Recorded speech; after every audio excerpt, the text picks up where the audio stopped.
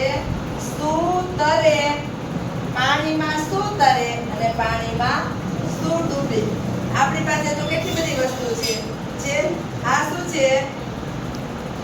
પાસો. શું છે? આ શું છે? દીવડો. આ શું છે?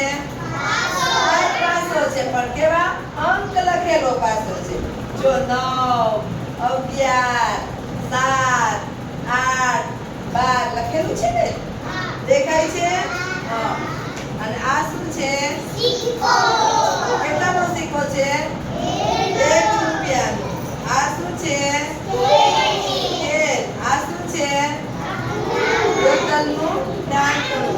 આ શું છે? બોલપેન શું કામમાં આવે? આ શું છે?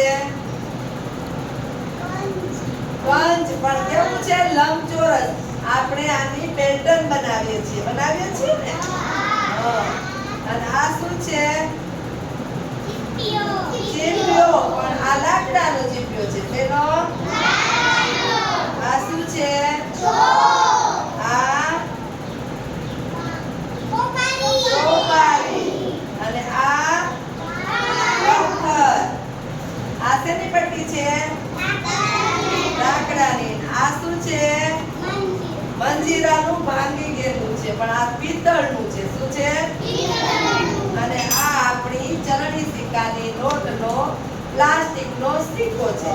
હવે આપણે જોઈશું કઈ વસ્તુ તરે છે, કઈ વસ્તુ ડૂબે છે. તમારે અવલોકન કરવાનું છે. પછી અવલોકન પોથીમાં વસ્તુના નામ સામે તમારે લખવાનું છે એ વસ્તુ તરતી હતી કે ડૂબતી હતી. તૈયાર?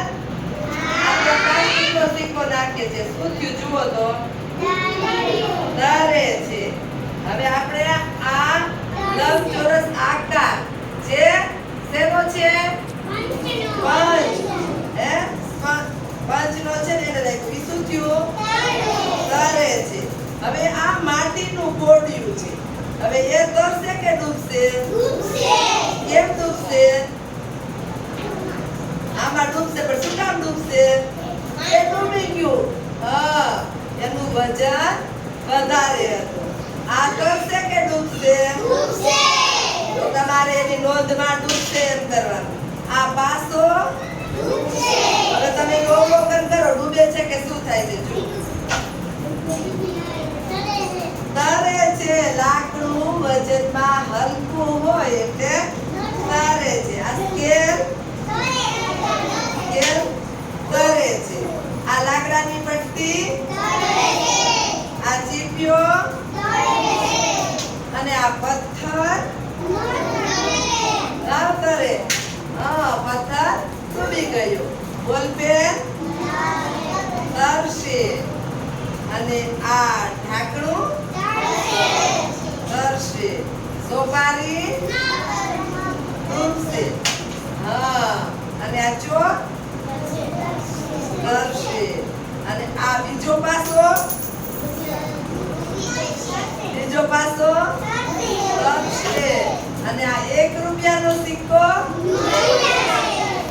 1 રૂપિયાનો સિક્કો પણ ડૂબે, 2 રૂપિયાનો ડૂબે, 5 રૂપિયાનો ડૂબે, 10 રૂપિયાનો ડૂબે અને 20 રૂપિયાનો સિક્કો ડૂબી જાય.